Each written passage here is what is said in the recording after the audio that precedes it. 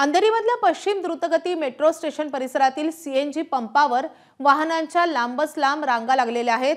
नेमकी काय समस्या आहे या सगळ्या वाहन चालकांची, या सगळ्याचा आढावा घेतलेला आहे आमच्या प्रतिनिधी मयुरी ओंबासे हिनं। सीएनजी लाईन बघा इकडे लागले, सीएनजी भेटत नाही, काय करावं? सीएनजी कालपासून नाहीये, मग आता प्रवाशांना रिक्षाही मिळत नाही। रिक्षा भेटत नाही। आमची हायस्कूल व्हॅन आहे बघा, याला जरा मारा, स्कूल व्हॅन आहे, स्कूल व्हॅन आहे।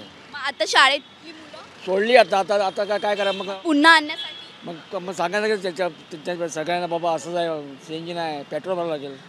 आता तेच प्रश्न पडले आम्हाला। दिवसभर शाळा चालू असते, असं असलं तर कसं होणार? मग मुलं शाळेतून सोडली पण न्यायचं कसं त्यांना? मग तुमची कुठली गाडी आहे? आमची आहे। त्या स्कूल व्हॅन मधून तुम्ही मुलांना किती मुलांना माझ्या याच्यामध्ये 12 मुलं असतात।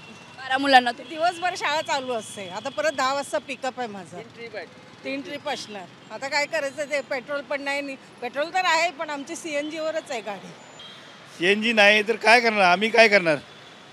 पाईपलाईन फुटलेली आहे। हा, पाईपलाईन फुटलेली आहे, परंतु आम्हाला इतका प्रॉब्लेम आहे। काल दुपारपासून लाईन लावली आहे। किती वाजल्यापासून? काल दुपारी 3 वाजल्यापासून लाईन लावली आम्ही, आणि इथं आता रात्रभर इथंच काढली। तर काय करायचं आता? याची समस्या काय? दिवसभर अशीच जर शक्यता राहिली तर पुढे कसं होईल? पुढं कसं होईल? बरं, आमचं नुकसान होणार आणि आम्हाला फायदा काय? आणि इथं तर त्यांनी चालू केली पाहिजे ना। एबीपी माझा, उघडा डोळे बघा नीट।